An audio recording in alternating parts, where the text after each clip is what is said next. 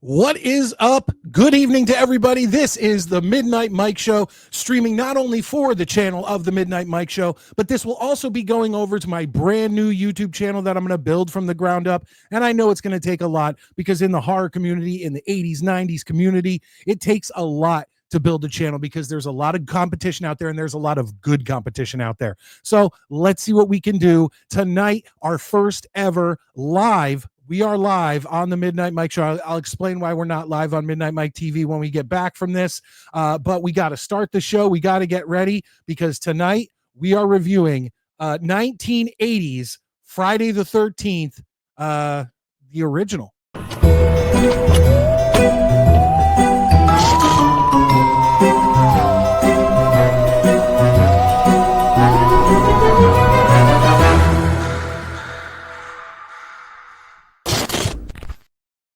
Now, when I originally made this the new channel, I didn't realize, and I should have known because I'm a YouTuber, that to go live with a new channel, you have to actually select that on the YouTube channel. And I didn't realize that setting up this show for tonight, I was going to broadcast it on my main channel, which is a New York Jets centric channel. But before I ever was a New York Jets content creator, for 10 years, I did a show called The Midnight Jury where we just sat and we reviewed movies from the 80s, 90s.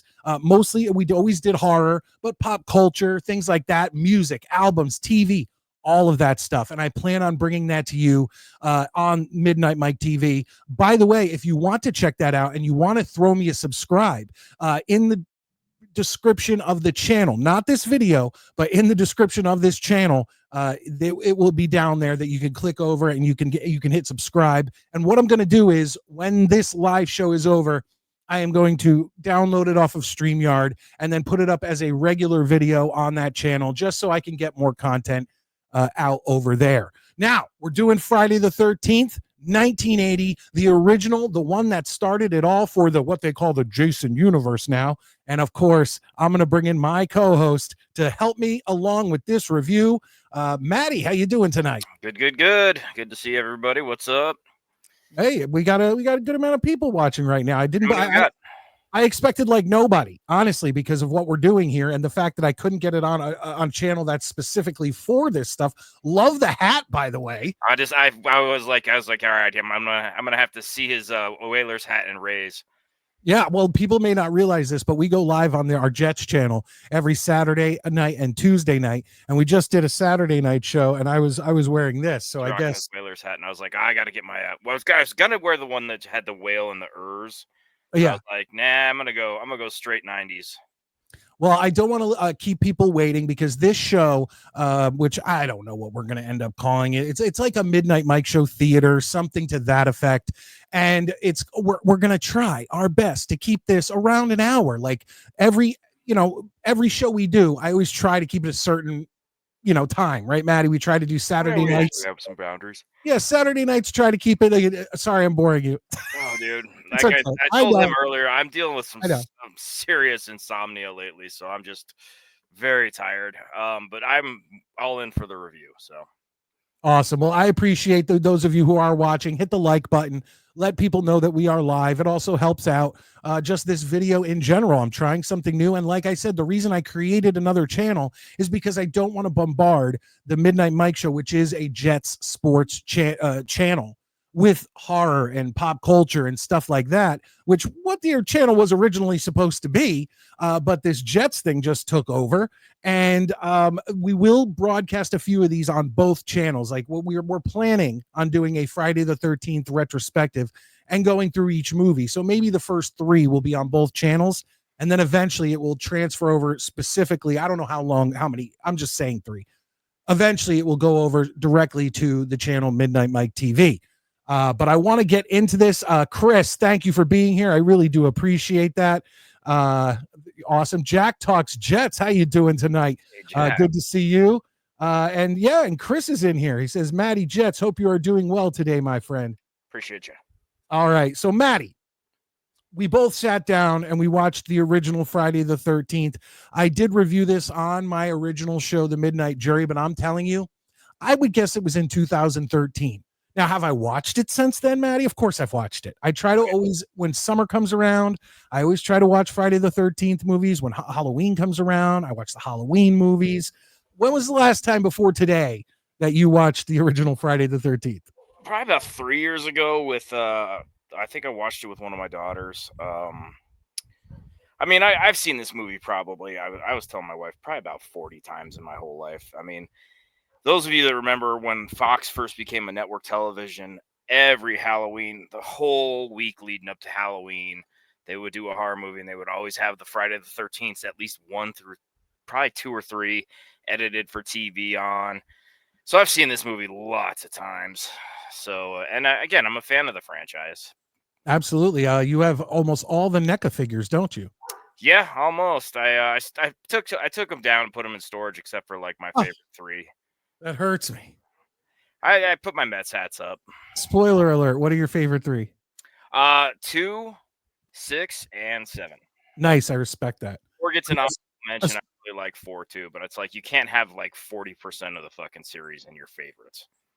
No, but my big thing is that you said 6. Oh, I love 6. And I actually have the 6 one over there because I'm such a big fan. And behind me, like right here for my favorite. Like they're like that. Valerie, First Lady, how you doing tonight? Hey, and Chris is still in here. Guys, I really appreciate this. So we are going to now going to get into reviewing. And the way I always did it, and the only way I know how to do it, is to just go scene by scene. But it's going to be quick. We're going to hit this quick. And I told Maddie, anytime you have something to say, please interrupt me and let me know.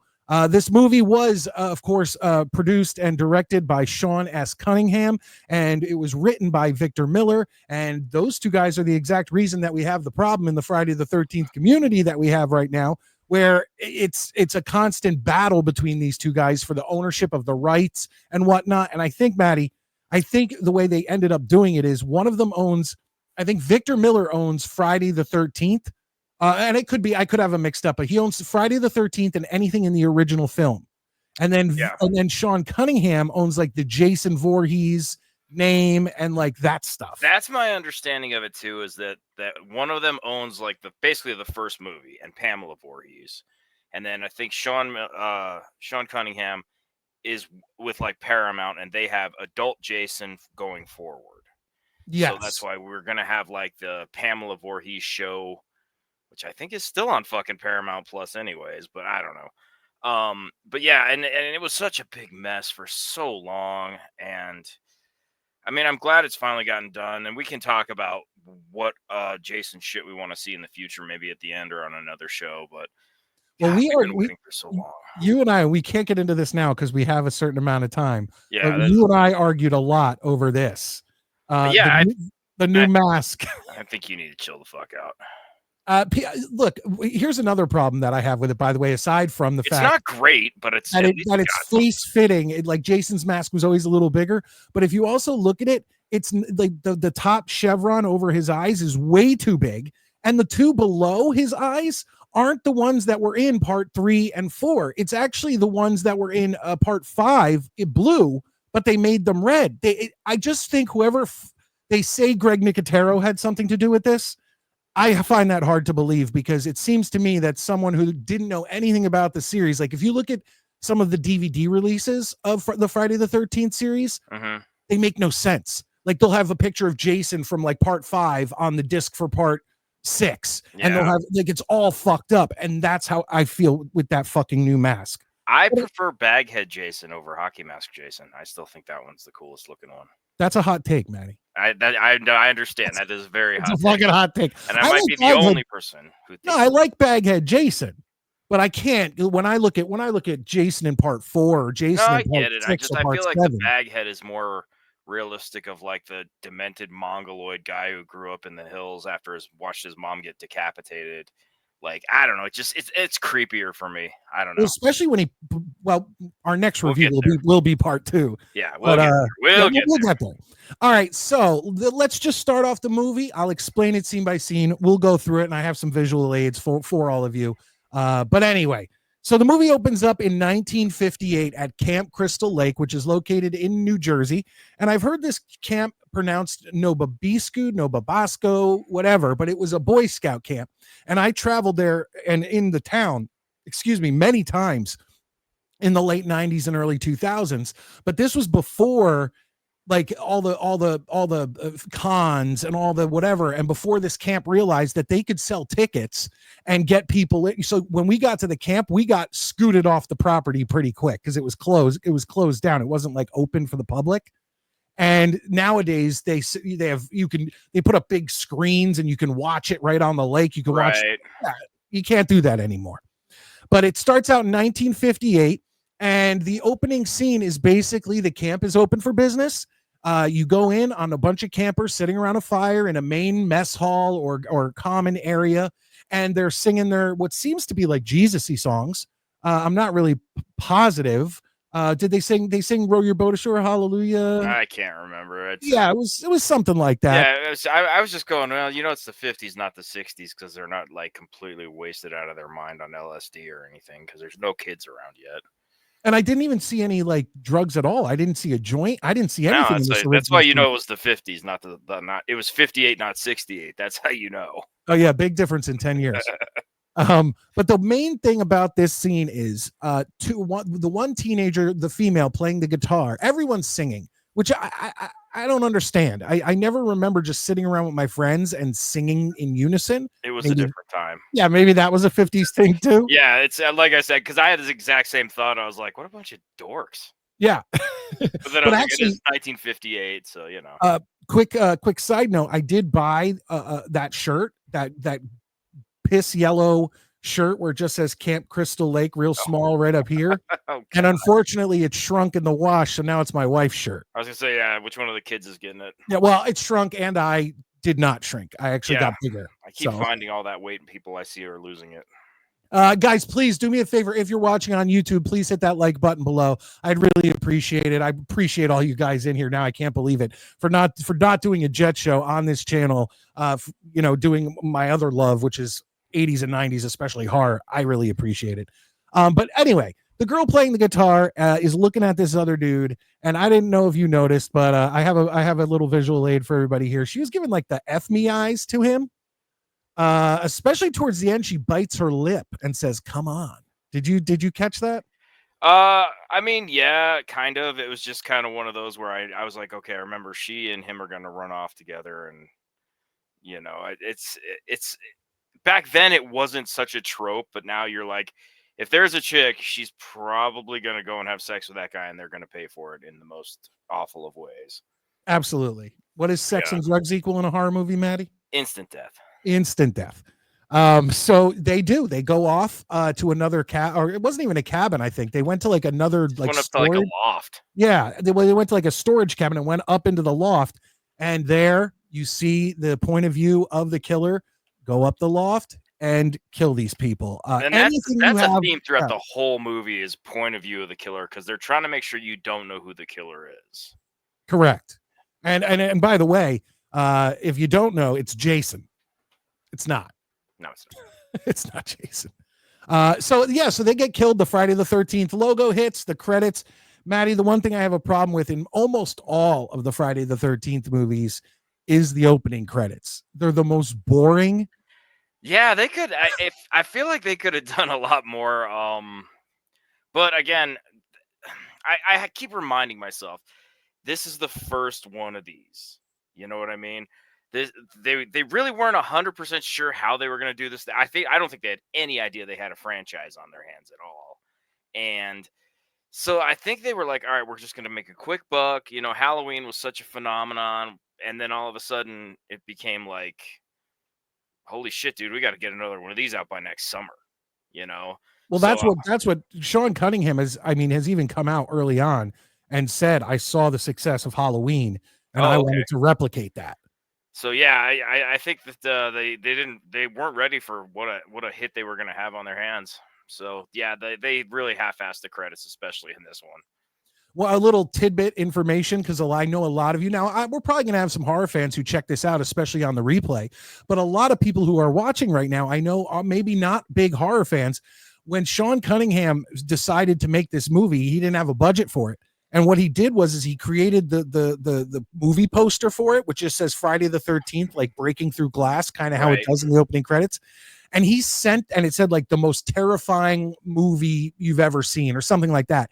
And he sent it out to like I don't want to say Billboard magazine, but like Variety or something to that effect, and had them print it. And that's how he got the money for it, because people saw it. And then he was like, hey, you want to invest in this film? Oh, nice. And that's kind of how Friday the 13th ended up coming about. Chris, Lane, Scott, good to see everybody. Rick Roll, great to see everybody. I appreciate, guys. Please do me a favor and hit that like button. And Rick Roll says, she kept it hairy. 100%. Well, it was 58. Even in 78, I mean, it would still be that way, right? And I'm all right with it. Yeah, are you? Oh God, yeah. Did you? Wow, Lane, I'm shocked coming in with such a. Did you see Sleepaway Camp? We've all seen Sleepaway Camp. Yeah, it's been a long time, but yes, I have. Yeah, this is great, guys. I'm shocked. Hey, John, how you doing tonight? I hope you're enjoying it. But guys, we have to get through this movie. We have about an hour, and I appreciate the comments. I appreciate the thumbs up, all that stuff. So the original kids are killed. We go through what is a constant in the Friday the 13th series of almost the most boring white on black credits that are just like Arial font. Like it's not even like a cool horror font. And you open up to the present day. Now, fans of the series will know that it's kind of dicey whether this present day is 1979 or 1980, and we will get to that in future shows. But we're dealing with 1979 when it was filmed or 1980 when it was released, and we'll find out about that. You meet Annie, who's the cook for the camp, and she's walking to Crystal Lake. I find it odd that she's just decided she's going to walk. Yeah, it's. I mean, she couldn't have lived that far, right? So much of this just doesn't make any sense at all, but you just gotta let it go. Okay, so Annie comes in, she's walking to Crystal Lake. She comes upon a diner when she gets to the main town that's outside of Crystal Lake. It's still a few miles away. And the only thing I had to say about this, Maddie, is first and foremost, I think Annie is a pretty attractive girl. There she is. This isn't the best picture. Pretty girl. She's very much of the time. Yeah, correct, with the hair and the outfit and everything. But it also kind of looks like she's got a fake tan going on, like a Hogan tan. I don't know. They have that then? I don't know. That's why I'm saying she just looked awkwardly tan. And I don't know if it was what I was watching it on. And by the way, folks, a quick tidbit of information. If you want to go through this series with me and Maddie, I don't know if we're going to do it bi-weekly or monthly, but the whole thing is that all the original first 8 Friday the 13th movies are available for free on Pluto TV, which you could get on your TV. You could get it on your phone. You don't have to sign up. You could just go use, internet as opposed to getting the app, and you could just watch it. That's how I did it last night. I own it on VHS. I own it on DVD, but I wanted to sit outside and watch it on my phone. So Pluto TV, folks. But when she goes into this diner, Maddie, this was like a motley crew of very weird looking people. Yes. And I do have visual aids for this. There you go. Just not the most attractive people. Then you go behind the counter, you got this. Seriously, looks like a bunch of people who just walked out of like a rehab center or like a halfway house. Like, you just figure that there'd be, I guess Annie is that person, but what I was going to say is you'd think that at least one person in this diner would be attractive. Just one normie. Yeah, just by the odds. There's like, 5 people. This chick in the gray is just, I mean, that looks like a dude. That guy looks like he's clearly on the spectrum. Then you've got Bluto's henchman over there, and then a woman who, for 100%, has probably murdered her husband. And like, if I was her, I'd be like, I think Crazy Ralph might be the closest to normal we're gonna get. At least he forms sentences. Well, we're getting to him because I love and by the way, the guy sitting at the counter who ends up giving her a ride. Do you remember his name? I don't. It's Enos. So without the P, just Enos. And have you ever heard that name before? Only Bill Cosby's son. Really? You've heard his son's name? His son's name was Ennis. So Well, they kept calling him Enos. spelled the same way, I think. Okay. Because I had an aunt Ines, Okay. but I never heard of a man's named Enos. I don't know. It just, and it sounded, I mean, that poor guy would have been picked on so much as a child. Yeah, that guy would have not lived that long. He would have handled himself a lot sooner way before the end of high school. We go, okay, so they go, the guy at the counter offers to give her a ride. He's a nice enough guy. Correct. And we'll get, there's something I do have a problem with. We'll get to that. But Enos does to say, okay, I'll give you a ride. I can get you about halfway there. So they leave and they run into Ralph, which everyone calls Crazy Ralph. I love Crazy Ralph. He's the best. But the problem, Maddie, is that he's actually good information Ralph. He's perfectly sane Ralph.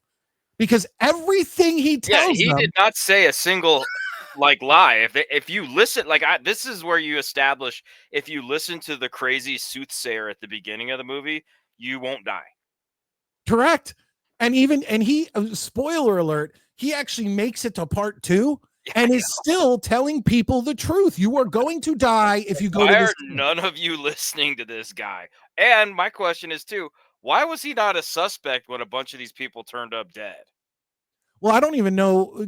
Once again, we don't see that. So we don't see the next day. We don't see the investigation. No, but it's one of those, it's like one of those unanswerable questions. I'm going, if I'm one of the cops, like, I'm going, okay, who's telling everybody they're going to die if they go here? We should at least talk to this guy. Yeah, he would be a suspect. Now, once again, we did have a person survive, so that person could have said. She probably told him who it really was. Yeah. But at first, at the end, she's asleep. Like, she just barely wakes up. Ralph's ass is in cuffs and in a holding cell before she wakes up. If I'm the sheriff. Well, it also seems like this shitty police force has a real problem locating Crazy Ralph, because we'll get to it, but at some point in the movie, they're just looking for the guy, and he's not hard to find. It's a crazy dude on a bike, like the Wicked Witch of the West, pedaling around. Yeah, he's just cruising around. Oh God, yeah, I would love for them like a comedy troupe to do a day in the life of Crazy Ralph. Yeah, or like a short fan film. Yeah, just how does Ralph live? What does Ralph got going on? Yeah. What's his itinerary? Wake up, pee in the yard, yell at the clouds, tell someone they're going to die, lunch. Well, I think I don't know if I've said this before to you, or if I said it to my old co-hosts or whatever, but I think I agreed with, I don't know who I was talking to, but we all kind of came to the agreement that everything Ralph says is true, and he's completely legit. He's sane, and everyone thinks he's great. It's how he delivers it. Oh yeah, it's definitely the delivery. Like if he walked up to them and was like, "Hey guys, just to let you know, if you go to this camp, there's been a lot of shit going down." Like if he was wearing like a sports jacket and a turtleneck, yeah, I'd be like, all right, Ralph, why don't you have a cup of coffee and let's talk about this? Hell, he could have come out in a Led Zeppelin t-shirt. As long as he just looked normal and didn't look grody and delivered it in a normal manner, as opposed to just being like, dude. Yeah, he sounds like a late night horror host from like this late 70s. Yeah. Count Ralphula. He just got fired from the local TV station and hasn't broken character. So Enos drives Annie halfway, and the only problem I have with Enos is he was a little bit of a grab ass. I have this shot here. He lifts her into that van, 2 hands, not one hand on each cheek, and pushes this teenager up. I'm pretty sure she could have gotten into a truck by herself. I guarantee you that car has a sticker that says grass, gas, or ass. Nobody rides for free. Well, she gave the ass, I guess. So yeah, she's like paying for your bus ticket. Yeah, as soon as I saw that, I was like, well, that's going to be a visual aid. You got to let Enos slide, man. I don't think Enos is really blowing it up on the dating scene. The crazy cat lady might break him off a piece here and there, but... Oh, with the glasses? Yeah, the one who's next to him. Maybe. Like, they're in the middle of a fight, which is why she's one stool over. Yeah. So while they're driving, he basically tells her, listen, I know, basically he ends up delivering the news. Tells her the same shit Ralph said, just exactly. Kind of not as insane sounding. Yeah. He's like, yeah, dude, the water was bad one year. There's all these deaths. This kid drowned. Like, there's been some bad shit there. So I hope everything goes well for you. Which, if that's the second person, I'm sitting here going, it's 1979. I bet I can get a job anywhere. Oh, most likely. The weirdest one was the drowning, the murders, the fires. There was also one with bad water. Yeah, bad water. How does that happen? I don't Somebody know. has to poison the water for the water to go bad. Well, I don't know. He didn't say poisoned. Well, yeah, but well, Bad water, like maybe a line got broken and there was like maybe if I dirt hear or- bad water, I think okay, if I can't drink the water and I'm in the continental U.S., somebody fucked with something. Yeah, I agree. This isn't Mexico. Yeah. You then meet some of the other campers as they're driving to Camp Crystal Lake. You get Kevin Bacon. Who won't even admit he was in this movie. He's such a douche about it. No. Oh, he's like super, like when you ask him about it, I guess he won't talk to you about it. He's like embarrassed by this movie. But why? I don't know. Jamie Lee Curtis got her start in horror movies. He Paul seems Rudd like a got cool his guy start. otherwise, but Johnny Depp. every time it gets brought up, people are like, yeah, Kevin Bacon does not want to talk about Friday the 13th. That's a dick move. I'm Like, does he think he's better than Johnny Depp? Does he think I'm he's just better saying, than if I was Jamie in the Lee first Curtis? Friday the 13th, even if I just like was topless and got my head chopped off, I'd be like telling everybody who'd listen. That would be my 4 touchdowns in one game Al Bundy moment. Kevin Bacon's driving, or no, the nerd Ned is driving, but he's driving with Kevin Bacon and his girlfriend, whose character name is Marcy. The only thing I have with that is that they're in the car, they're talking. Then the Ned says something about, oh yeah, I don't always think of sex, and then it cuts out of the car to show the car driving again, and you hear them both going, oh. Don't know what that was. But I don't think it was much because nobody wants to get with Ned. We find out. No, Ned has it's a desert in Ned's pants. They get to the camp and you meet Steve. I call him Steve Neckerchief Christie, and he's kind of the boss. Well, he looks like John Lennon on the Sgt. Pepper album. Okay. So if you know what John Lennon looks like when you open up the Sgt. Pepper album, that's what Steve Christie looks like, except instead of wearing like their little colorful military uniforms, he's wearing no shirt and a neckerchief like he's going to rob a train. Yeah, that's the only difference. It's something. And you also meet the main girl, Alice, who is, in my opinion, sexually harassed by Steve. Pretty much. And Steve, how old do you think Steve is? I'm going like Steve's like 36, and like every one of those camp counselors is between 18 and 22. Oh, I was going to say 17 and 19. No, I'm thinking they're not the actors. No. I'm going the characters are just old enough to be out and not like have to be home with their parents. Okay. Like legally. But again, in the late 70s, that probably wasn't the case. They probably just like, yeah, 16-year-old Steve is going to be at Camp Crystal Lake for 16 weeks this summer, so we'll see him hopefully when school starts.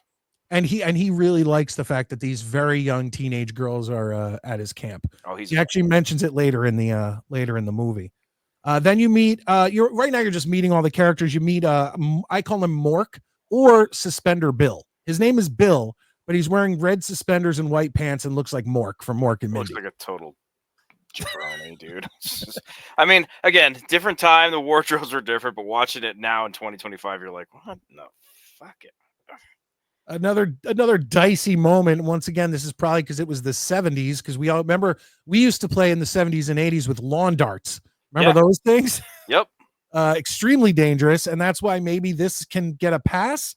But our other counselor Brenda, is setting up the archery range, and Ned just takes a shot. Just shoots it right at her. Like, he's like, oh, I didn't know what I was doing. Don't worry about it. It's fine. She was a foot away from where that arrow went in.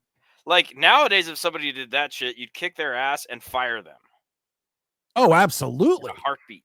Absolutely. And like, that is like, once again, there's rules nowadays. What do we say?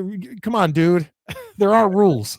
Yeah, it's a fucking free-for-all, apparently, at Camp Crystal Lake, as long as there's no kids there.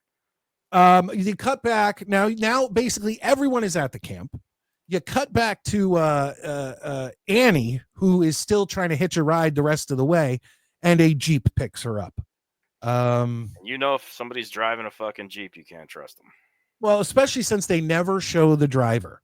Yeah, that's the big theme in this. Is there's so, again, and I said this earlier, there's so much killer point of view, like you're never when someone's gonna die, you only see maybe the weapon. You don't even see the hands a lot of the time. Oh yeah, and or the feet. You'll see like the boots. Yeah, you might see boots and some jeans, but yeah. I'm not aware of Jack, but welcome, Jack. I appreciate you being here. He says the first Friday the 13th isn't that bad. It's just very slow moving. I would say both of those are true. Yeah. And in the end, we will give what I am going to call our school letter grades, of course, but our slasher scale grade. We're not grading it against Gone with the Wind. We're not grading it against Alien. We're it's literally as a slasher movie. Where what would you grade it in a school letter grade? That will be at the end. But anyway, let's get through more of this movie. Annie gets picked up. You don't see the driver, so immediately you know by that and the music that there's something shady going on. And Annie basically gets killed by the driver. The driver goes past the entrance to Camp Crystal Lake. She jumps out of the Jeep, runs through the woods. Killer catches up to her. Great practical effects by Tom Savini. Slit her neck. She lifts. You see the blood come out. Once again, I'm going to say it straight up. I hate fucking digital effects. I hate CGI, especially in a horror movie. It is not that hard to create practical effects that are somewhat decent. And if you have someone who knows what they're doing, like Tom Savini, you're going to have a great movie just by kills alone. And every once in a while, they'll show how they do some of these effects. And every time that's on, I just stop what I'm doing and have to watch how they do all these things. They're great. There used to be a VHS called the Master of Horror Effects, I believe it was called. Yeah, I remember that. Yeah, and they showed all kinds of cool stuff. Yes, and they I'm telling you, they a lot of it was Tom Savini. So creative with this stuff, man. It's amazing. Real quick, My Holy King comes in, says I like Leatherface better than Jason. What are your thoughts? I do too. Leatherface is my number one. Okay, I prefer Michael and Jason. Actually, I prefer most of them over Leatherface, and it's not because I don't. I think the original Texas Chainsaw Massacre is awesome, Maddie. Yeah, it's fantastic. Like, absolutely. But part two, and I get what they're doing, and I really love how Dennis Hopper like commits to the role. Yeah, I get it. I really don't consider anything after the first one to be. Well, I like the Jessica Biel remake. I really wanted to, and I was just like, this is fucking ridiculous. It's one of the only remakes I like. I don't, and I own it. Don't get me wrong, I have it. I watch it every once in a while because I love R. Lee Ermey. I love that dude. But that first Texas Chainsaw is just my favorite, and Leatherface is just my guy. And for me, it goes Leatherface, Jason, Freddy, Michael, but they're all very close. And depending on my mood, I'd rather watch a Michael movie than a Jason movie some days. But if I gun to my head, if I have to pick my favorite, it's Leatherface. See, now if I'm going to go by series, like watching the series, I'd go Halloween, Friday the 13th. Nightmare has so many good entries. It's hard. Yeah, but I'd still then go Child's Play, Scream. Oh yeah, you love those Child's Play movies. Yeah, and then I'd go Nightmare, and then I'd go Texas Chainsaw Massacre. But once again, I love them all. Yeah, the thing is just because it's not my favorite doesn't mean I don't like it. Correct. And if you're a fan of slasher movies, you could pretty much throw anything out there, and and I'll enjoy it. Okay, let's get back into this. So Annie gets killed, great practical effects. Okay, the next thing we have, and I'm hoping that you will bring it up so that I don't have to, is everyone in their swimsuits and the dock scene. They're setting up a dock. Oh yeah. And I have a visual aid for one part of this. Can you guess what it is? Can I guess it's chicks in bikinis? No, I'm not a pervert. I am. It's Kevin Bacon's Weird Junk. Oh no, I would never have gone there. It doesn't look right. Like, and it's right. And why did they put it right there? Looks like a circumcision gone horribly wrong. Yeah, or it looks like he put like a child's play block, or like a toilet paper tube. Yeah, it's. I'm sorry, I'll pull that down, folks. It's a visual aid.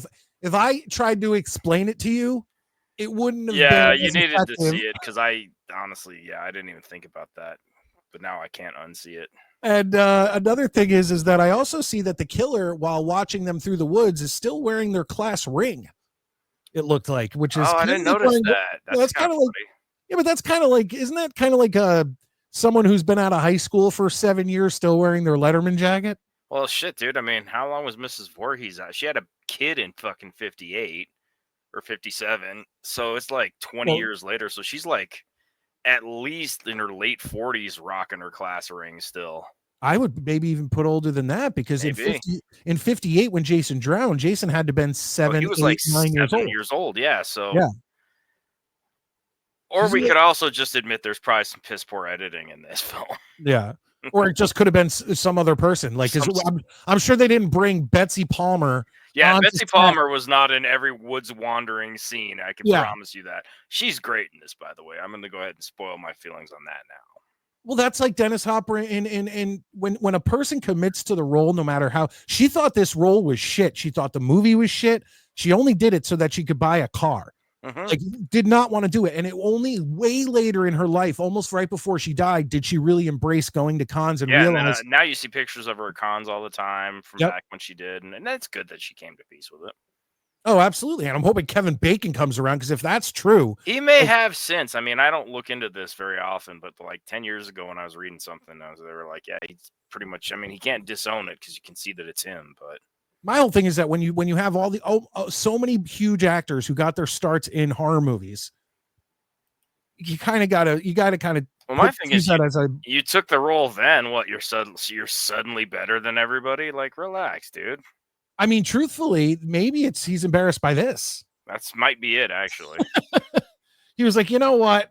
I'm not gonna deal with that. Yeah,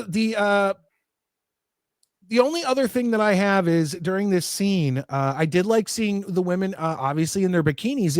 But I did notice a couple things. Number one, that no girl in this movie has like the typical monster breasts you expect in a horror movie.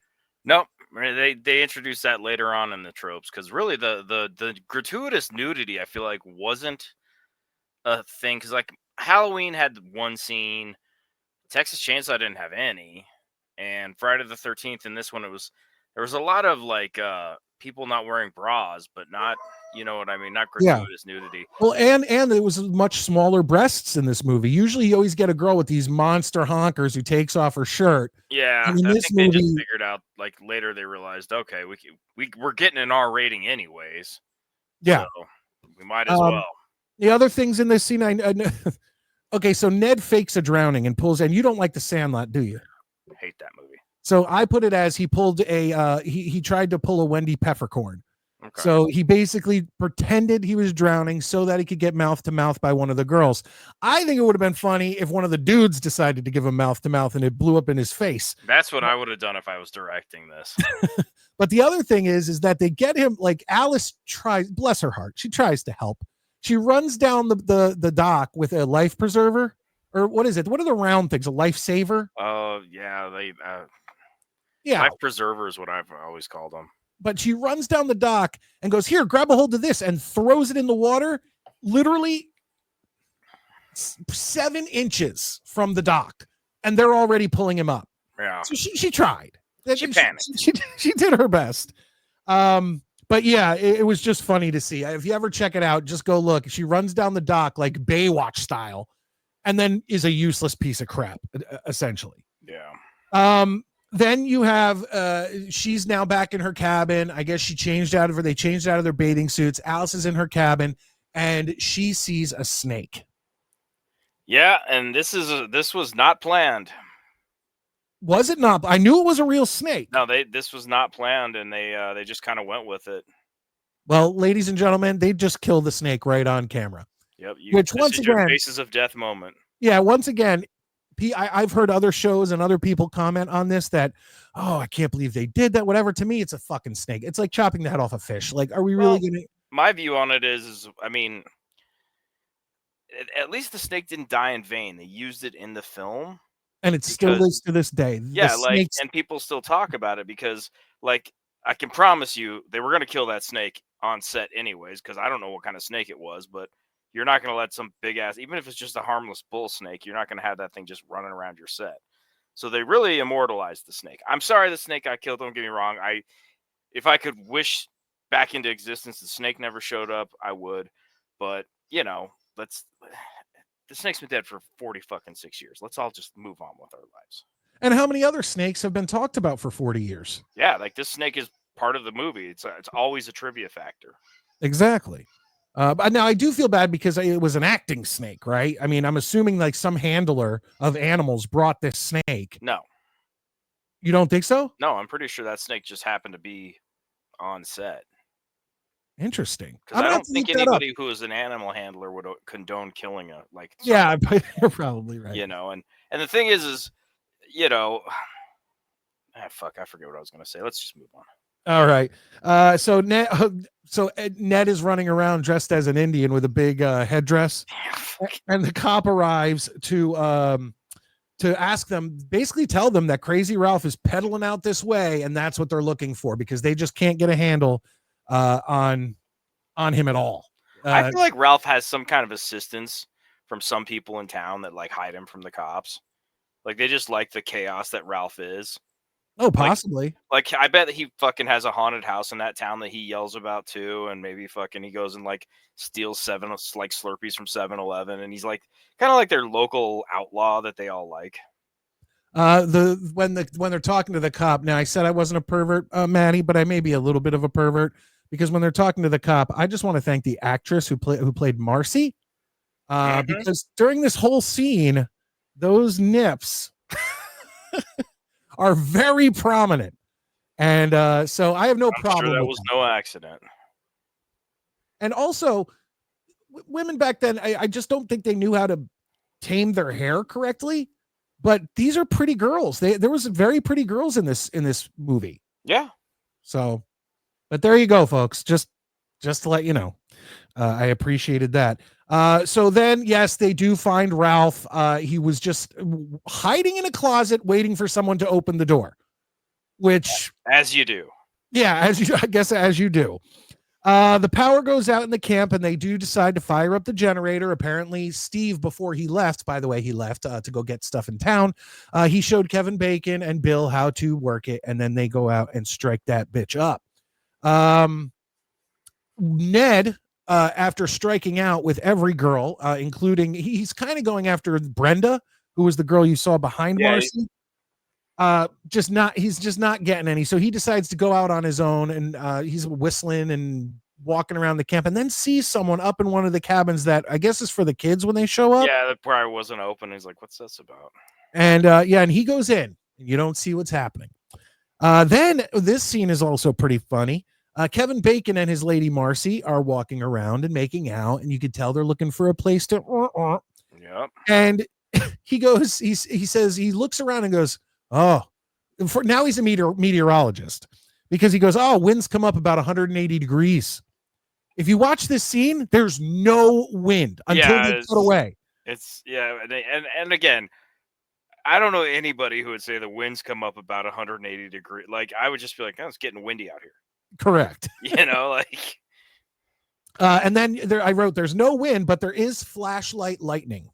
Yep, lots of that. Which it looks so bad. And once again, you can see there's no wind. Now they'll do these cuts while Kevin Bacon and Marcy are talking where they'll show the trees, but you can clearly tell that these were taken at other times. It's not while they were filming this scene. And then I put Marcy's story. Marcy has this pathetic story that's boring as shit to pad out the runtime. Yeah, there's a lot. There's that, and there's a lot of standing quietly waiting for something to happen. Yes. Like so many times it's like I don't know if the plan was to build the tension or just run out some screen time, but like there's a scene where Alice is just like in the kitchen just like looking around. Yeah. Oh yeah. And like making coffee and like and just constantly look, and we're like, bitch, if it's not in the room now, you're not going to see it. Okay. Like move along. Well, between Kevin Bacon's meteorologist report and then Marcy's random story and then the strip Monopoly scene and Alice walking around making coffee. Like strip Monopoly scene, by the way, is the only time anyone actually wears a bra in this movie. Yeah, you might be right. You actually might be right on that one. That was my big takeaway this rewatch, by the way. But you know what? Let me get to it because I want to break down Strip Monopoly. I want to figure Okay. out what rules they're going by here. I have no fucking Yeah, idea. well, we'll try to figure this out. Marcy and Kevin Bacon go into the cabin that Ned went into to decide they're gonna fuck. And they cut back to Bill and Brenda and Alice in one of the main cabins. And I just want to say this. This may be a hot take. I'm sorry to any guitar players out there, but I hate when I'm at a gathering or a party or something and somebody pulls out a guitar and starts playing. Nobody wants that. It's because, you know why? You may be a good guitar player. That's fine. But what is everybody else supposed to do? Are we supposed to watch you? Supposed to stop and listen to you? Correct. It's hard to hold the conversation if someone's playing a guitar right next to you. It's like when your girlfriend wants to read you poetry that she wrote. You're just like, oh. That has never happened to me. Oh, it's happened to me, and it's the worst. Oh, I do not like poetry, man. Well, dude, and like it's funny because this is before I was married, and the girl was like reading me these poems, and I'm like, all this is just your list of shit you want. You're just reading me your fucking Christmas list. God, and she's like, oh, you just don't understand. I'm like, I understand this sucks. Yeah, that doesn't. We obviously did not last. No, if me and my wife don't really like a lot of the same things, surprisingly. So, yeah, so you know, opposites attract. You know, that's kind of how it goes. But if she was really into poetry and subjected me to that, like, I don't know if I'd be able to deal with that. Yeah. Then again, I subject her to horror movies. Well, here's the thing. I don't hate poetry. I'm not, but it has to be like, you know, like Bukowski or Poe or somebody that I like, you know, you kind of can dig. And like my wife, like we have very different tastes in music. She loves Green Day. And I like Green Day to a point. I'm violently opposed to all Green Day. And it never fails that when we're in the car, is an outstanding album. Whatever. You also like the Sandlot. And but whenever we're in the car, without fail, Green Day will come on the radio, and I don't change it because I love her, but I'm always like, how do you fuckers know? Maddie, always know. You look there. I think there would be 50-50 on people watching this on whether they like Green Day or don't like Green Day. Let us know in the comments. Yeah, I want to hear. But I think you are on an island of your own, not liking the Sandlot. I think that is a hot take. I don't care. I know you don't care. I genuinely do not see the appeal of that movie. It's just like maybe I just wasn't part of a losers club as a kid and it doesn't resonate. I don't know. The Losers Club is it. I know. Yeah, but it's the same fucking concept. And a group of friends is a Losers Club. I was a loner. I didn't have a bunch of nerds I hung out with. I just did my own thing because I didn't have any friends.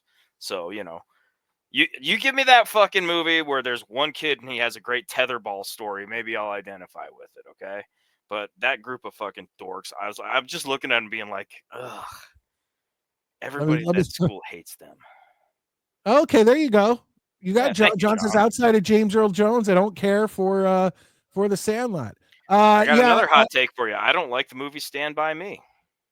I haven't watched it recently to see if it holds up. I watched it when I was much younger. But Stephen King things always seem to upset me in the end. But I do want to mention this. Chris B says Ed Gale passed away. He was the actor. Yeah, he's a child toucher. He admitted to it. I don't know why this is going on all over the internet of people praising this dude. About him at all. Dude, he got caught. And on my original show, The Midnight Jury, he was a guest on the show. We interviewed him. We talked to him for like an hour. And this was years ago. This is like 2015, 2014. And he was a great guy, nice guy. But literally a year ago, he got caught on one of those like Chris Hansen Sting shows. Oh, man, really? And he was trying to solicit a 14-year-old boy because he's gay. He was trying to solicit a 14-year-old boy and then admitted on camera. They were like, well, have you ever done this before? And he was like, yes. How many kids? I don't know, 10. My question is, do they have height filters on those chat rooms like they do on Tinder now? Because, you know, if he's probably wouldn't pass the smell test if he told people how tall he really was. Okay, here we go. John Ratcliffe. The snake was a pet of Savini makeup partner's personal friend. I'm going to look into this because they asked to borrow it. I don't believe, like, if someone asked to borrow my cat and they were like, oh, we're going to chop its head off, I'd be like, absolutely not. I don't think you just let your pet die. I don't think that they planned on killing it. I think they just killed it, and then that was that. Like, Savini wasn't the director. No, I know that. So Savini... I'm going to look into this because I just, like, regardless, like, if somebody killed my my pet on set, first of all, Oh yeah, you'd be pissed. It wouldn't be in the movie. I can tell you that right now, because I don't want to watch my fucking pet get murdered every time I watch the movie that I'm proud I worked on. So I don't know about that. You may be right, John. I'm going to look into this later now because I'm super obsessed with this now. But from what I heard, the snake just happened to show up on the scene, and they actually were like, "Fuck it, get him." How could the snake death be accidental, John? Yeah. He hacked it with a machete. Twice, exactly. Okay, here we go. I'm going to whip through something here because then we can talk about it. So they start playing. He plays a stupid fucking song on the guitar, and then Brenda has the great idea to play Strip Monopoly. During that, you cut back to Kevin Bacon and Marcy banging it out. But then you see that they're banging it out on the bottom bunk, but on the top bunk is a dead Ned with his neck cut, bleeding out all over the place. And I do question. I can see a top bunk when I walk next to a bunk bed. Right. Yeah. So I do question that. And the human body bleeds a lot. Like that's well, that comes later. Through. Yeah. That comes later. Yeah. They finish up. Bacon is not as slow as the guy in the opening of Halloween, which is a good thing. And then his lady Marcy says, "I gotta pee," and of course, there's not a bathroom in the cabin. She has to go to the actual latrines and leaves. Puts on her raincoat and leaves. And I put Strip Monopoly continues. But then Bacon is killed in the bed with a spear from under the bottom bunk. Yeah. How does this happen, Maddie? I don't know.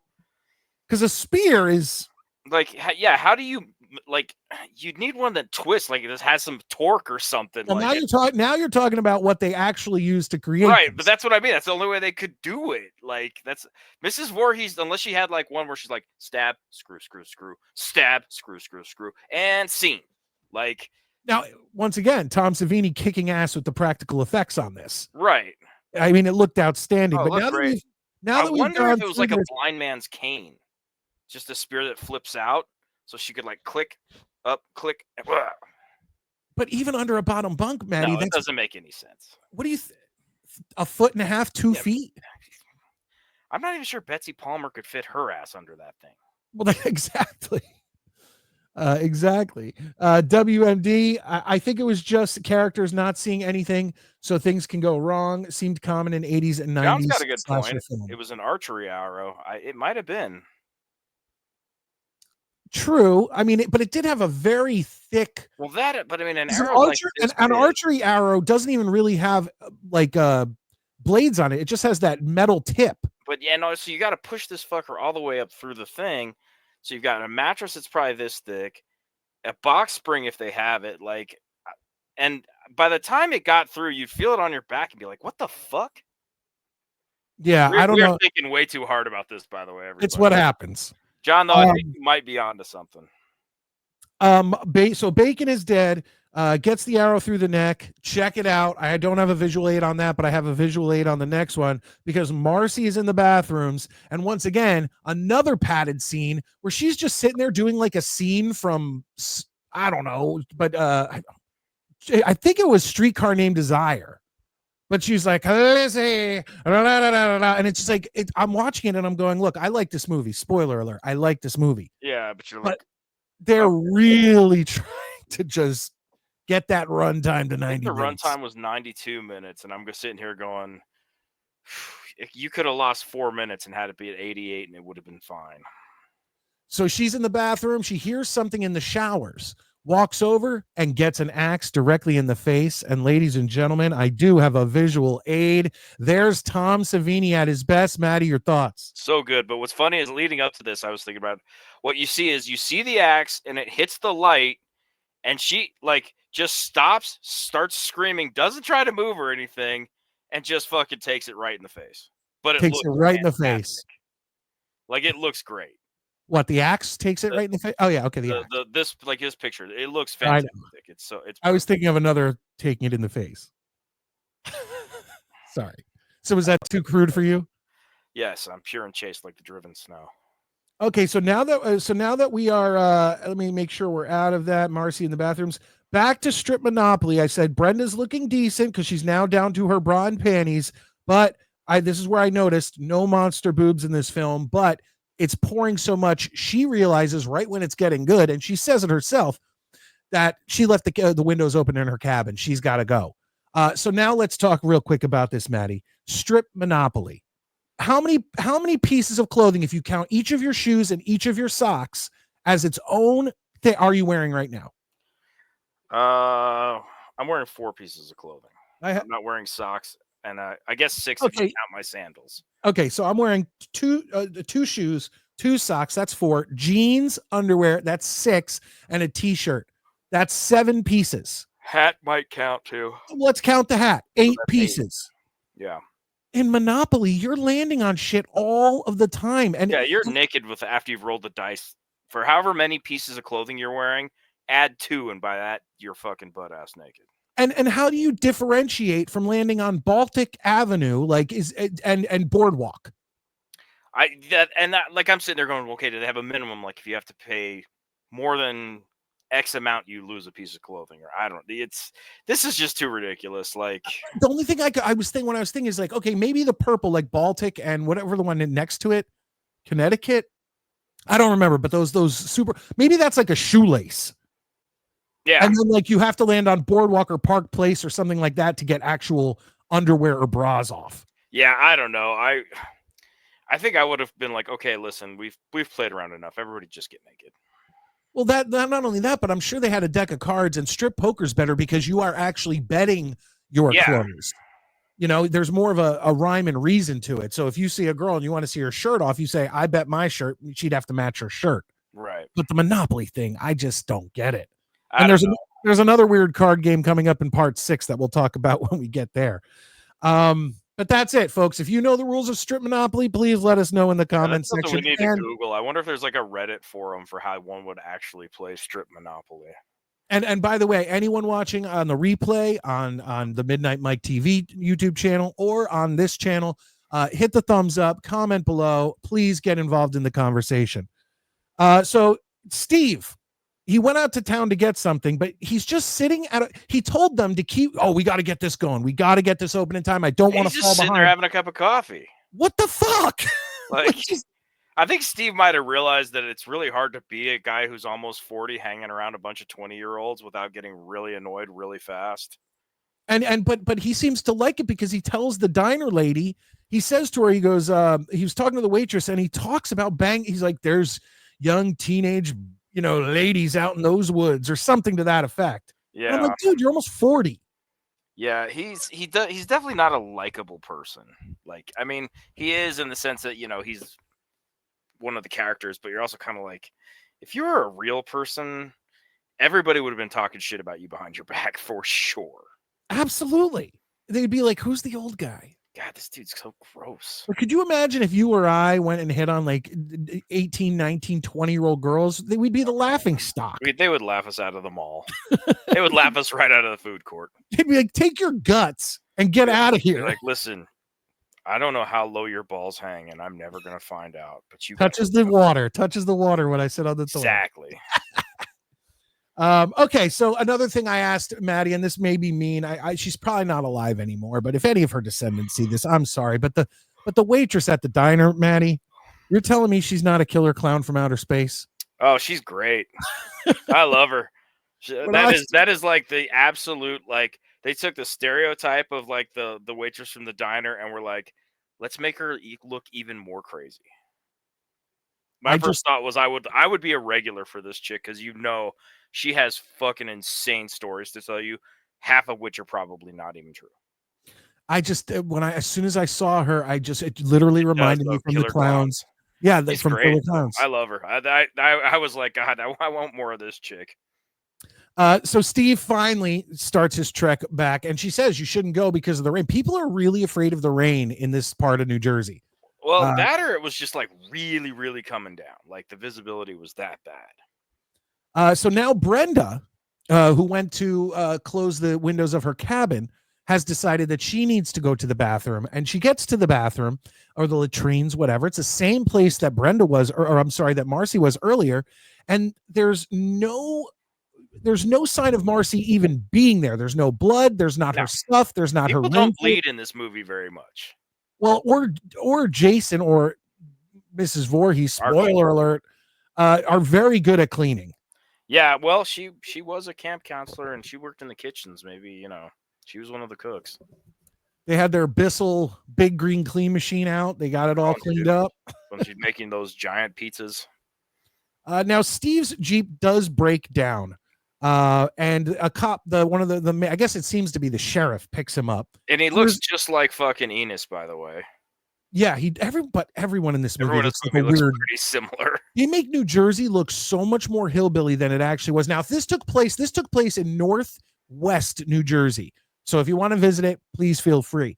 But if this took place down in the Pine Barrens of New Jersey and Central South Jersey, that might make a little more sense. Yes, and there's everyone in New Jersey always calls them Pineys, and they're supposedly inbred and all that stuff, whatever. But they make Northwest Jersey seem very hick, which it's really not, folks. I mean, you can call New York City without dialing long distance from where this is. Not then. Not then. Yeah, you're right. Not then. But there's a very weird dialogue between the cop, and I actually had the clip and forgot to put it up. But the dialogue is the cop hey, Steve, is that you? And Steve's like, yeah, the truck, broke down because it broke down. He couldn't get it started. And the cop responds with, I thought that thing could get through anything. Well, it probably could if it didn't break down. But then Steve's response is, well, I'm hitching a trailer. What? Once again, fuck does that has nothing to do with anything. The car broke down. Like it's and my question is, how do these two dipshits know each other? Apparently, well, remember Enos knew him. He's like, oh, Steve Christie, he's been up there for months. Yeah, he must have been up and down and became kind of a local. Well, I like to think that Steve's family kind of owned Camp Crystal Lake. Well, yeah, because Betsy Palmer does point out she mentions that she's a friend of the Christies. Yes. So that and when Steve sees her, he knows her. Yeah, he knows her. So yeah, I feel like Steve's been there a while. My guess is if we really were to really get into it, he's probably inherited the camp or whatever. It's been in his family. Most likely. That's a good point. So Brenda gets back to her room after being in the bathroom and hears a kid screaming for help outside in the rain. So she runs out in the rain wearing her Little House on the Prairie nightgown, as I call it. I don't know what girl wears that to bed if you're not in the 1800s. And she is killed, but it's off screen. Just missing a bonnet. Yeah, one of those. Yes, absolutely. Laura Ingalls. Now Alice, for some reason, this is answered pretty quick, but she's all alone in the cabin. And I'm like, where the hell did Bill go? But then he pops through the door and they used it for a jump scare, which is fine. And he says that basically, I don't know what's going on. I don't know where anybody was. She says she heard a scream and the lights went on at the archery range. They're off now. And they decide that they're going to go look for Brenda. And she does the one smart thing where he's like, I'm going to go look. And she goes, can I come with you? Yeah. Like that's the first time in a horror movie ever that anyone's been like, instead of us splitting up, I got an idea. Let's stay together. But then they don't.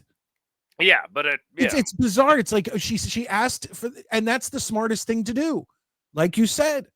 But unfortunately, a few scenes later, he drops her back off. We'll get to it because what happens is they go to check for Brenda, and they end up in another cabin, which I think was the girls' cabin. And for some reason, they find a bloody axe tucked into bed, like it's literally tucked in. Yeah, I don't. That's one of those ones where I'm like you want to believe that she's trying to, that Mrs. Voorhees is trying to psych them out and scare them and shit. But how would she know if they'd even go into this cabin? And wouldn't it have just been better to leave a body, just an axe tucked into bed? Is all right. That's what we're doing. John is absolutely correct here. I'm glad you brought this up as I forgot to, but they were always when Kevin Bacon got stabbed through the throat. It was supposed to have blood coming out, but like he says, the pump didn't work. So someone grabbed the tube and blew into it, which is why you got that cool squirt of blood that went up onto his face and whatnot. So yes, absolutely, John. Thank you. I appreciate that. Good looking out. That's what I like about those high school girls. We get older, they stay the same age. Good job, Scott. Scott never lets us down.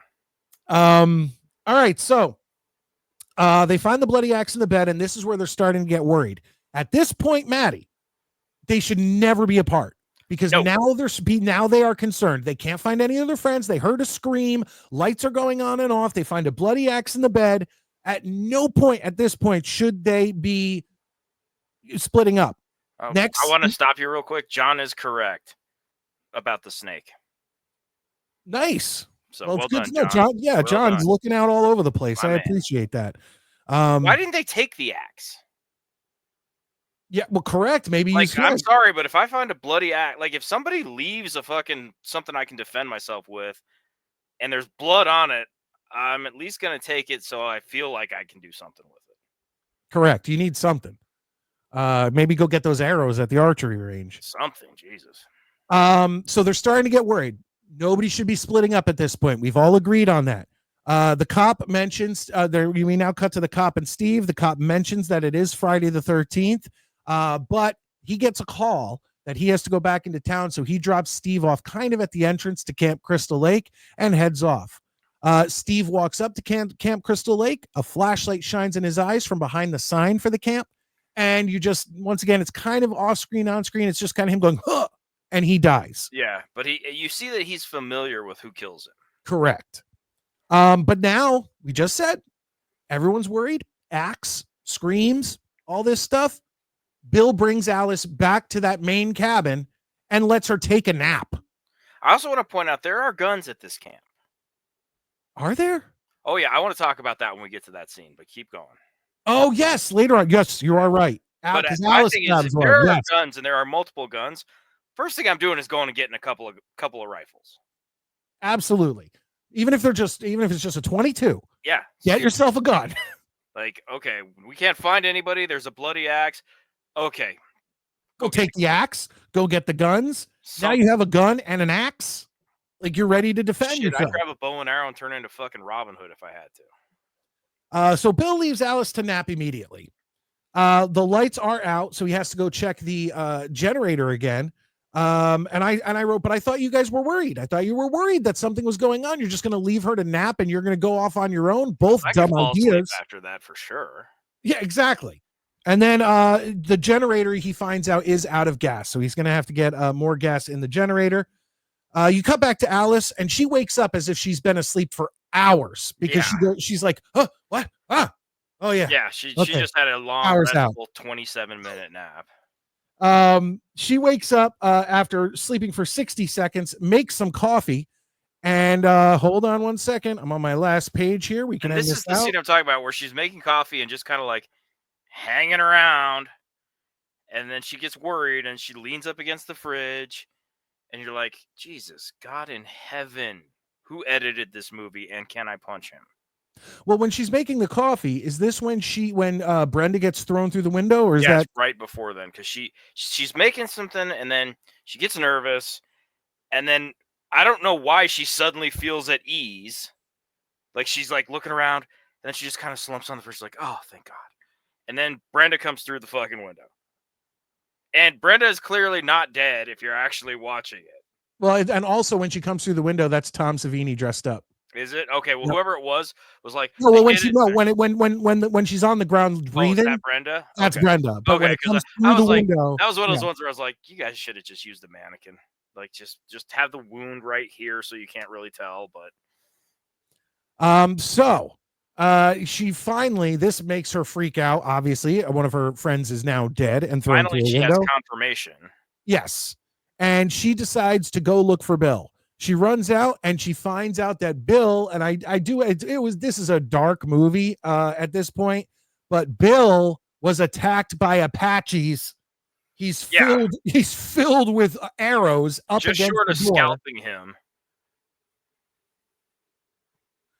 Sorry about that.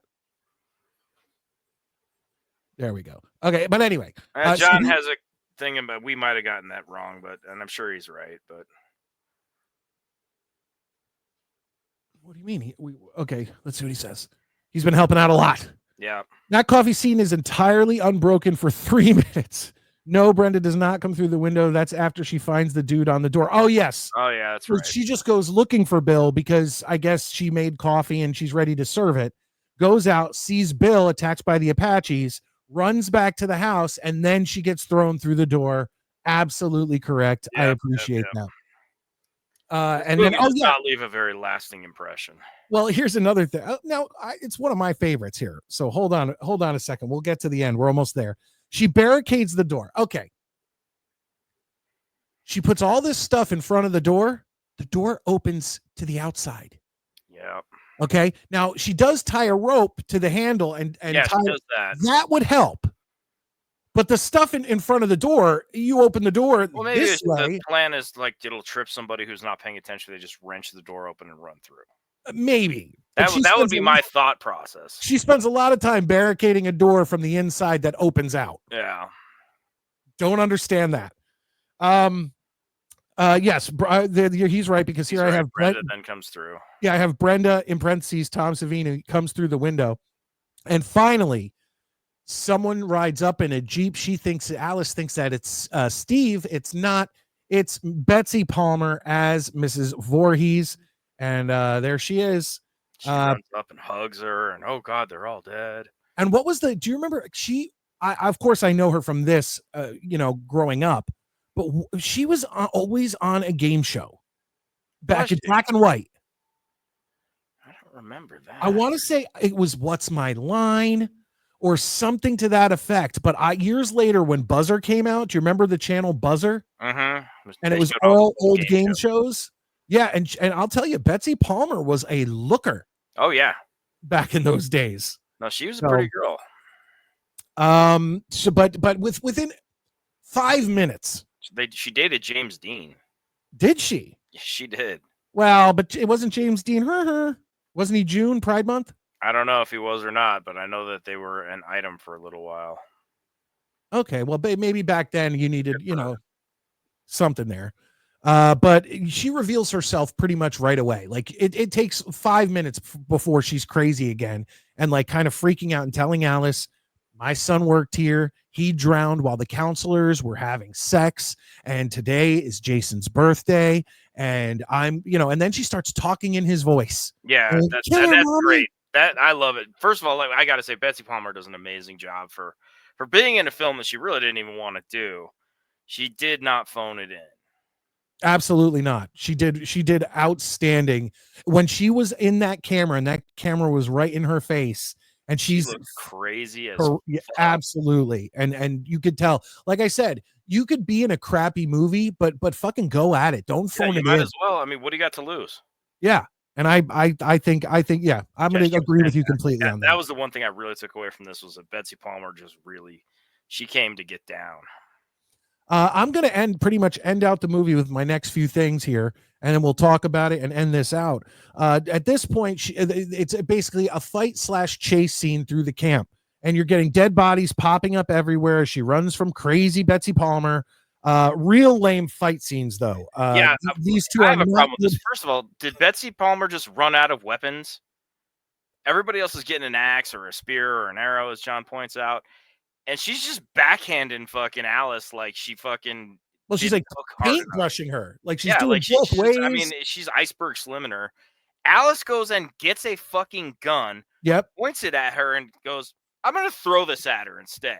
Well, I'm assuming it wasn't loaded. I thought she loaded it. I mean, why would you point it at her if it wasn't loaded? Because maybe you're trying to scare her off. You might be right, but. I'm just sitting here watching all of this and I'm going, this is like the lamest cat fight ever for somebody who just hit a chick in the face with an axe without breaking a sweat. Well, and their stage combat could have been cut so much better. Oh, man. And when she hits her with the fucking poker, the fire poker, when she's on the couch, it's just like. Oh, yeah. And then there's this one scene where she knocks. Well, now she does put, there's a nice table spot where she puts Alice through a table. That looks pretty good. But then Alice then hits her and she falls backwards into a bunch of mattresses. Yeah. Like it's clear they were trying, like, oh, you'll be fine. You're just falling back into some mattresses. Yeah, don't worry. We weren't, You're not going to get hurt. And then she probably bragged, I did all my own stunts. Yeah. Well, you know what? Like I say, she's Betsy Palmer. She can do whatever she wants. The rain has stopped. The fight ends up on the beach of Camp Crystal Lake. And this is the famous ending where during the fight, the machete is dropped. They continue to fight. Alice gets loose, picks up the machete, and comes and cuts Mrs. Voorhees' head As she directly off. falls, you see that Mrs. Voorhees has the hairiest knuckles. Yep. I believe that was either Savini. It was a man. It was a man. Guys. Yeah. Yeah, and, it was a man. They talk about how they did that with the head was like barely holding on with toothpicks and all that stuff. And but it looks great. Yeah, I mean, really, especially for the time. But then, so you just decapitated someone trying to murder you. And what do? You go get a fucking canoe and just wander out into the middle of the lake? Like, you don't think maybe you should call the cops, go into town? No, you're just going to go sleep serenely on the fucking lake, dude. Yeah, but once again, it's like, it seems like, because once again, remember, go back to the beginning of the movie and remember how long it was supposedly taking Annie to get from town to Camp Crystal Lake. And now we are in the middle of the night. Power's cut all over the place. You're still not just going to hang out there. Like, there's no way. Like, I mean, maybe she thought if she went out into the middle, I'm just playing devil's advocate. I understand. But let's say if she goes out into the middle of the lake in a canoe, if Betsy Palmer's beheaded body gets up and decides to come after her, she's going to have a hard walk. Well, and she's going to hear it going into the water. Yeah. You're going to, whatever. She wakes up and she's just like, oh, God, it's so beautiful out here. How nice it is. And then we get our end scene, which is still an all-time favorite. Major jump scene. Jason pops out of the water, a little demented child covered in seaweed. I'm sorry if you haven't seen the movie. I just destroyed what was the biggest jump scare of the movie, which got people talking about. I mean, you left the theater remembering that.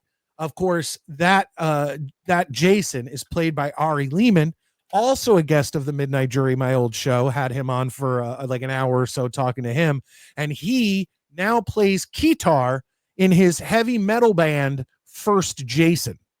So, oh my, okay. Check out some of that music. I can promise you I'm not going to do that. Dude, it's funny as shit. Every song is about Jason. Like, he's taken, how long is he on screen? 6 seconds? I was going to say less than 10. Yeah.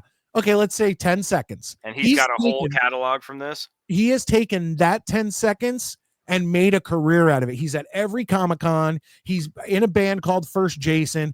He has a guy come out as Jason. Now, I saw John Radcliffe. I have a screen accurate Friday the 13th Part 6 CJ Graham Jason outfit. I saw in the comments earlier, and I'm not going to go back, but that John says he plays Jason. Do you play Jason, the guy who comes on stage during Ari Lehman's shows? That would be cool. But regardless, that's what Ari Lehman has been doing. And you know what? You got to give him credit because he's making money off of a 10-second spot in the original Friday the 13th. Him, though. Yeah, I mean, he's very proud to be the very first Jason Voorhees. Yeah. I think Metz was the killer.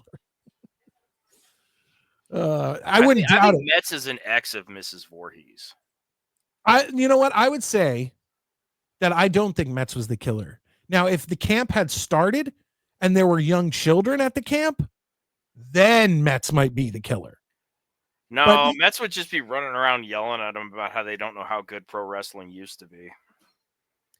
Chris, yeah, I said that. I was talking about it earlier. In the late 90s, early 2000s, I used to go to this town because I'm from Jersey, to this town and the camp all the time, trying to sneak around and check out filming locations. And we did, but we always would get kicked out of the camp because it's a operational Boy Scout camp.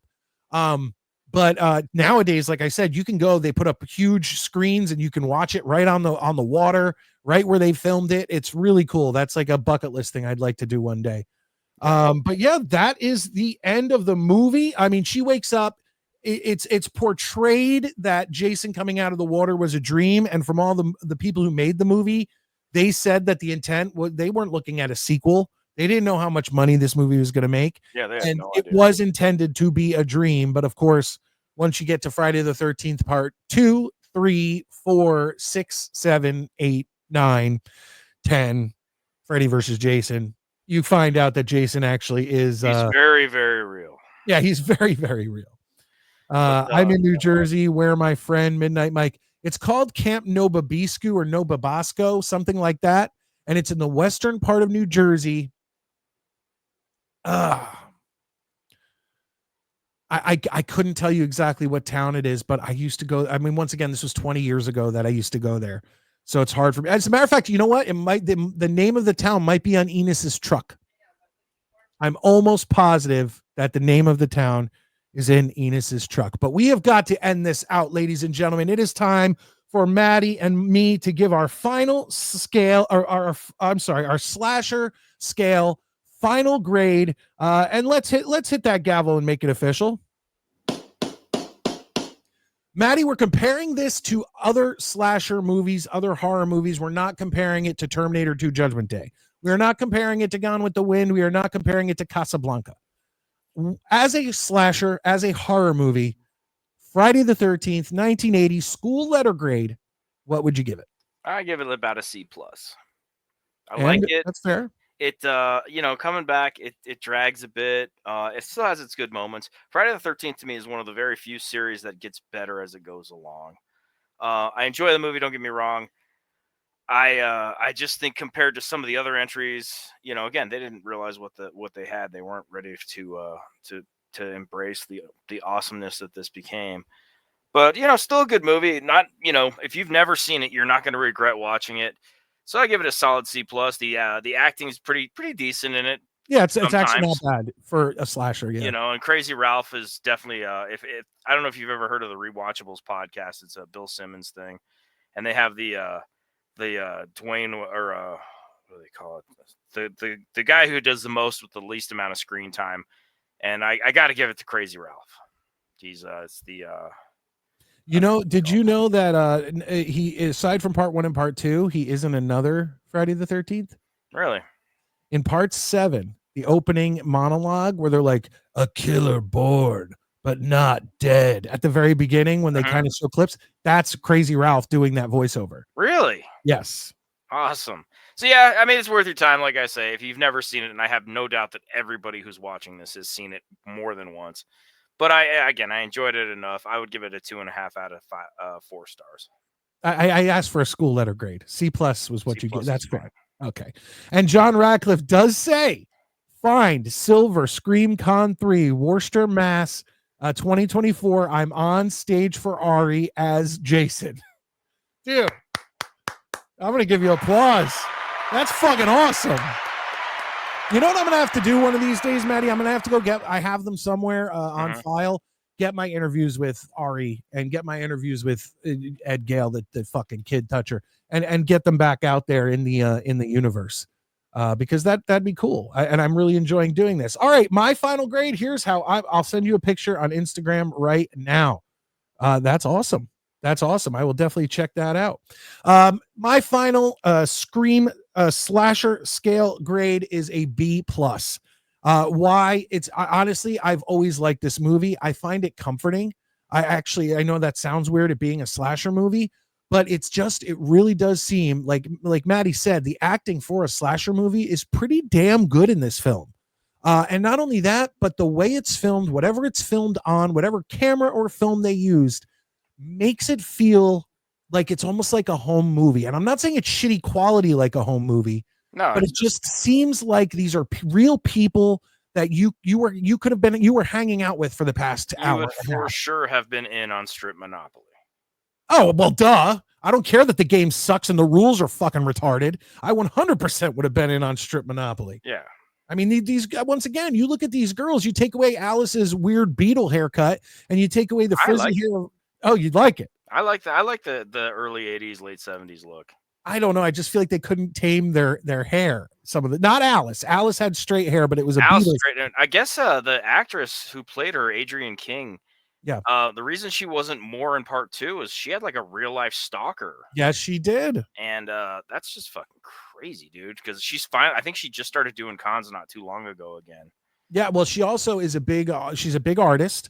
Okay. And she also, in the past, 5-10 years, I want to say 5 years, created her own wine that is Friday the 13th or Camp Crystal Lake I'm theme. gonna have to find that. Are you also gonna go get Dirty Devil vodka? That's Martin Brodeurs vodka. No. You should. I'll try to send you a bottle. I don't. I'm of Russian heritage, and I ain't drinking a fucking North Jersey vodka. I doubt it's made in North Jersey. Brodeurs Canadian. It has to at least be Canadian vodka. I don't know right? if that makes it any better. At least if it's made in North Jersey, it's probably got like some sort of microbes that'll help me build up an immunity to something. All right, John, I can't bring it on from this computer, but what I will try to do real quick is go to my Instagram and see what we got here. Hold on. John Radcliffe sent a photo.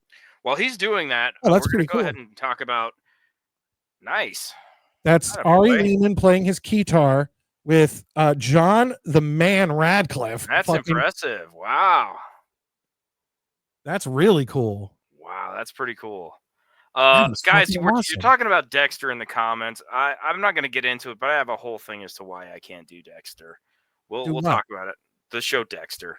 Like We'll- just we'll- watch it in general. I can't get. All right, fine. We'll fucking do it now.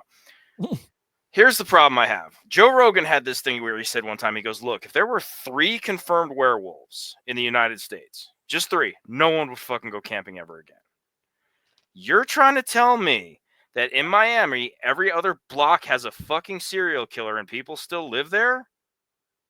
No, I can't. I buy comic books. That's fucking insane.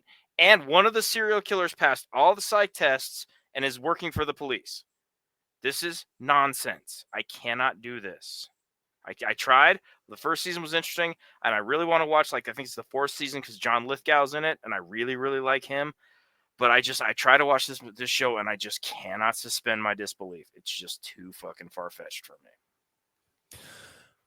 Maddie, our plan is to do each of the Friday the 13th movies. We need to talk. We need to find out if this is going to be. It's always going to be. I think Monday night is going to be our night to do it because that's the night you don't have work and whatever. If that's okay with you, but we'll work out whether it's going to be monthly or bi-weekly or something like that. It's not going to be weekly, folks. We do a Jet show. We have a lot of stuff on our plate.